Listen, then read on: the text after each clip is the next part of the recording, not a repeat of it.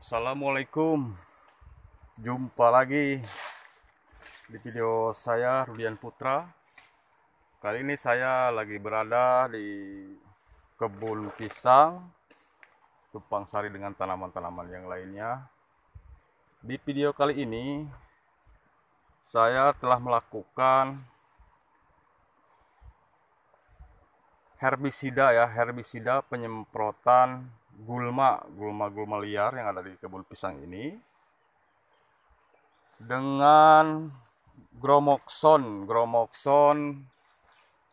mereknya ya,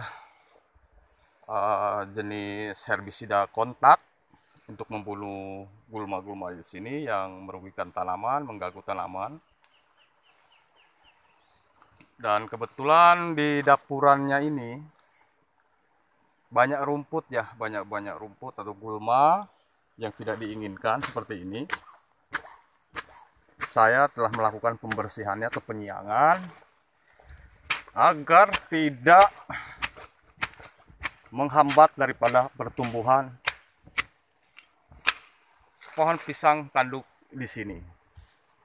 Dan saya telah melakukan pemangkasan atau pruning ya. Contoh seperti ini, jarak pemangkasannya jangan terlalu rapat dan jangan terlalu jauh. Tujuannya agar tidak menghambat pertumbuhan juga, seperti tidak mengganggu ya unsur hara dari fase vegetatif ini dari pohon pisang induk. Dan ciri-ciri yang harus dipangkas daun pisangnya, contohnya yang sudah seperti ini, yang dianggap sudah tidak produktif lagi ya. Nah, contoh sudah mulai bercak, mungkin ada hama atau jamur, dikarenakan terlalu ada kelembapan kali ya, ada kelembapan di dapurannya pisang di sini karena terlalu banyak gulma gitu ya. Gulma dan curah hujan lumayan kuat gitu intensitasnya. Dan contoh pemangkasannya seperti ini. Seperti ini. Jadi tidak dekat dan tidak terlalu jauh juga ya. Jadi tujuannya itu ya seperti yang saya tadi sebutkan. Dan untuk anakannya di sini, saya mau bahas lagi anakannya. Saya tidak akan terlalu banyak memelihara anakannya. Dan itu juga sama tujuannya supaya tidak mengganggu daripada pertumbuhan pohon pisang tanduk di sini. Saya akan melakukan pemangkasan atau pruning daripada anakan pisang tanduk di sini. Seperti ini bisa ya. Ini jangan takut ketika kita melakukan pemangkasan, jangan takut tidak beranak lagi gitu. Justru tujuannya sebelum berbuah itu, bila perlu kita harus pangkas dulu, ya. Dan ini jangan takut tidak berbuah. Maksudnya maaf, jangan takut tidak keluar lagi tunas muda untuk generasi kedua daripada indukan pohon pisang ini. Dan di samping itu, ketika ini pohon pisang tidak berbuah misalkan atau belum berbuah, kadang di sini yang saya temukan dan yang saya saksikan gitu ya, suka banyak petani yang nakal atau iseng. Saya bukan tidak mau diminta ya dari anakan dari pohon pisang induk di sini. Justru sangat merugikan petani yang menanam pohon pisang bila pohon pisang belum waktunya berbuah sudah diambil atau didongkel anakannya. Gitu. Apalagi untuk pohon pisang tanduk di sini seperti ini. Karena apa? Kalau kita coba-coba belum berbuah atau belum pernah ditebang indukannya, kita diambil duluan anakannya, biasanya dia tidak ada kekuatan untuk menopang daripada akar pohon pisang induk di sini. Karena pohon pisang induk di sini, di mana-mana pohon pisang induk, dia semakin dewasa akan semakin naik ke permukaan tanah akarnya.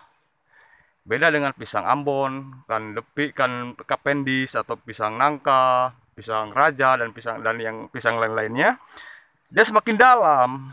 Kalau pisang tanduk itu justru akarannya akan semakin naik. Dan ini kekuatannya daripada pisang tanduk ini, kekuatan pertumbuhannya sampai 3 generasi aja. Lebih daripada 3 generasi sudah tidak produktif, harus diganti, harus penanaman ulang, didaur ulang atau ditanam semula seperti ini pohon pisang ini yang baru saya tanam ini. Ini generasi pertama ya. Kalau generasi pertama ini ya kita yang harus dirawat ya.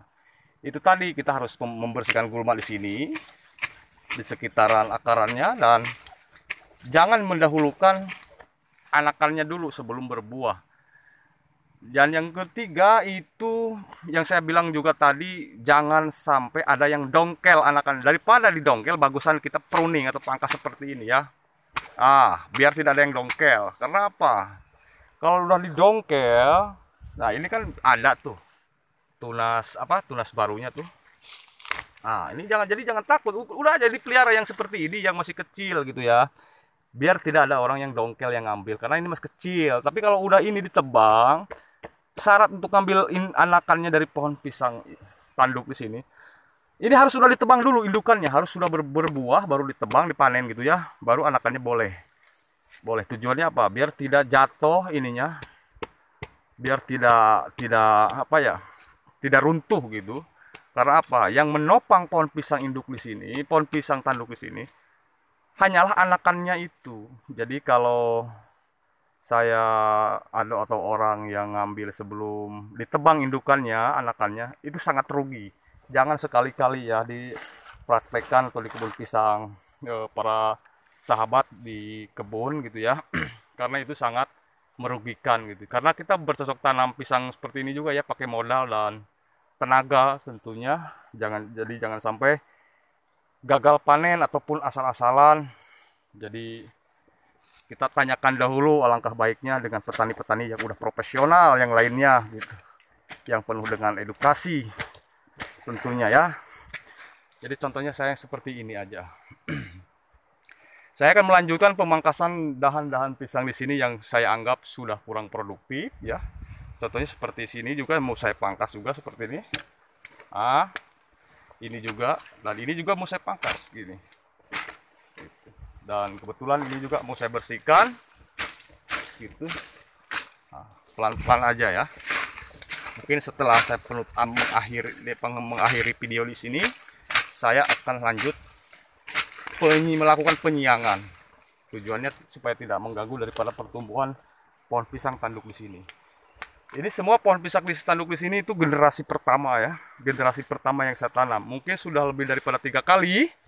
Batasannya saya harus menanam ulang biar kembali permajaan ya, dan gulma-gulma di sini harus saya bantai, harus saya habiskan. Dan apa tujuannya? Biar tidak terlalu lembab dan tidak mengganggu daripada pertumbuhan. Ini contohnya yang sudah saya pruning ya, anakannya. Yang saya sisakan cuma ini aja. Bahaya karena apa? Banyak petani nakal yang saya bilang tadi, mendongkel tanpa sepengetahuan ya. Kita bukan gak boleh dipinta, justru kita malah rugi pada tanaman kita. Nanti kalau sudah ditebang indukannya, sudah dipanen buah, baru boleh. Siapapun yang mau minta gak usah beli. Minta pun tak apa, karena biasanya suka banyak. Dari pohon pisang aja, satu pohon pisang induk aja sudah banyak indukannya gitu. Oke ya, cukup ya penjelasan daripada kebun pisang saya di sini. Sesuai pengalaman saya berkebun. Mungkin cukup sekian dulu, saya akhiri videonya untuk tutorial video cara pemangkasan pohon pisang dan pembersihan gulma dan pruning anakan dari bibit pisang induk di sini. Mudah-mudahan bermanfaat ya, dan bisa dimengerti dari ucapan saya. Alhamdulillah, dan saya ucapkan banyak terima kasih. Dan bila mana ada kekurangannya dari kata-kata saya ini baik sengaja ataupun yang tidak disengaja, mohon untuk dimaafkan.